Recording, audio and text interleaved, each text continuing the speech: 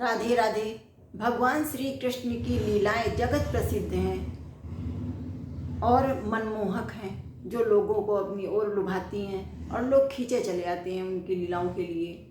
तो यहाँ पर भगवान कृष्ण की माखन चोरी लीला को बहुत ही सुंदर रूप में हम आपको बता रहे हैं, जो आपके मन को मोह लेगा। भगवान श्री कृष्ण की बाल लीलाओं में सबसे प्रसिद्ध और मनमोहक लीला है माखन चोरी लीला। नन्हे बाल कृष्ण बहुत ही सुंदर लग रहे हैं, अपने दोस्तों के साथ, ग्वाल वालों के साथ खड़े हैं, जिनके सांवले शरीर पर मोर मुकुट बैजंती माला सुशोभित हो रही है और हाथों में बाजूबंद पहने हुए हैं। उनके मुख पर एक चंचल और प्यारी सी मुस्कान है, जो उनकी शरारतों की गवाही दे रही है।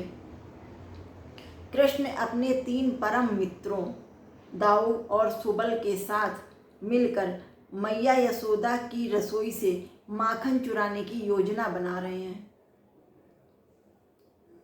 चित्र में कृष्ण ने एक मटके में ताजा सफ़ेद माखन निकालकर अपने एक साथी के सिर पर उलट दिया है। मतलब माखन भी खा रहे हैं, चुरा भी रहे हैं और साथ में मस्ती भी कर रहे हैं। वह साथी जो शायद दाऊ हैं,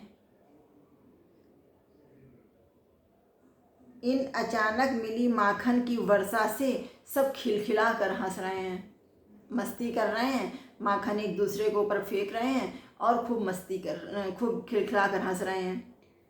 कृष्ण की चंचलता को देखकर उनके सारे मित्र भी खुशी से झूम उठे हैं और नाच रहे हैं।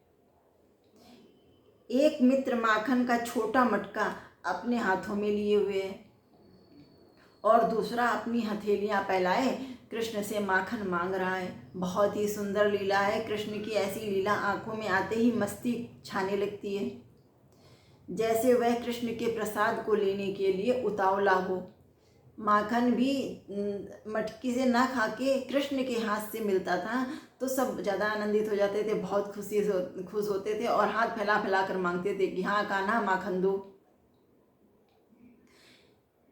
यह एक पारंपरिक ग्रामीण वृंदावन का आंगन है।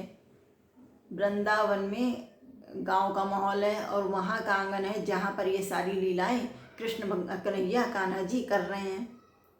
मिट्टी से बनी दीवारें हैं, घास की छत है, झोपड़ी जैसी दिख रही है। ये दृश्य जो है और भी सुंदर बनाते हैं उस माहौल को।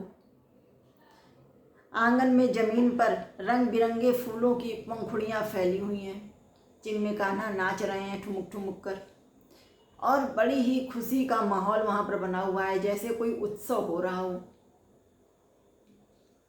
एक सफ़ेद गाय है जो शांत नज़रों से श्री कृष्ण की बाल कृष्ण की लीलाओं को बड़े उत्सुकता से निहार रही है। उसके पास ही 2 मोर बैठे हुए हैं जो कूं कूं की आवाज़ निकाल रहे हैं।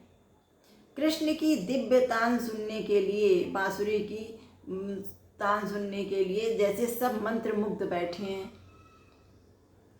और इस आनंदमय क्षण का हिस्सा बने हुए हैं। कृष्ण के साथ तो सभी खुश हैं, चाहे वो गाय के बछड़े हों या मोर हों या खरगोश हों, सब नाच कूद रहे हैं, सब मस्त हैं। यहाँ पर तो बड़े बड़े माखन मटके के भरे रखे रहते हैं और दही से भरे हुए भी मटके रखे रहते हैं। एक बड़ा सा मटका माखन का भरा रखा है जिसमें लिखा हुआ है माखन चोरी। कान्हा नटखट है, माखन चोरी करते हैं, इसलिए लिख दिया है कि माखन चोरी कृष्ण ना करें। कृष्ण और उनके मित्रों ने तो माखन चुराने का मन बना ही लिया है और उनकी मेहनत रंग भी लाई। उन्होंने ना कि माखन को चोरी की घटना को अंजाम दिया, बल्कि उन्होंने उछल उछल के माखन एक दूसरे के ऊपर फेंका भी, लुटाया भी और बंदरों को, बछड़ों को, खरगोश को, मोर को, सबको माखन बांटा है और खूब एक दूसरे के ऊपर डाल डाल के खूब नाच रहे हैं, कूद रहे हैं, माखन चुरा रहे हैं। इस समय उनको ये डर नहीं है कि मैया की मार भी खानी पड़ेगी। इस प्रकार माखन चोरी भगवान कृष्ण की सुलभ चंचलता, निश्चल मुस्कान और उनके दो मित्रों के साथ अटूट प्रेम को दर्शाता है। श्री कृष्ण की प्रेम लीला बहुत ही सुंदर है। अपने मित्रों के साथ भी और गाय के छोटे छोटे बच्चों के साथ भी बहुत ही मधुर लीला करते हैं।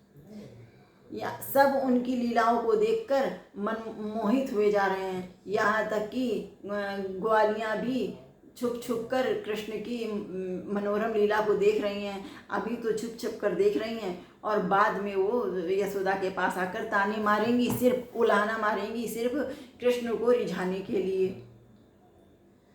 तो यहाँ पर कृष्ण की बाल लीलाओं का वर्णन करते ही बाल लीलाएं मन में छाने लगती हैं और उमंग और उत्साह सिर्फ सुनने मात्र से ही आ जाता है। तो प्रेम से बोलो राधे राधे।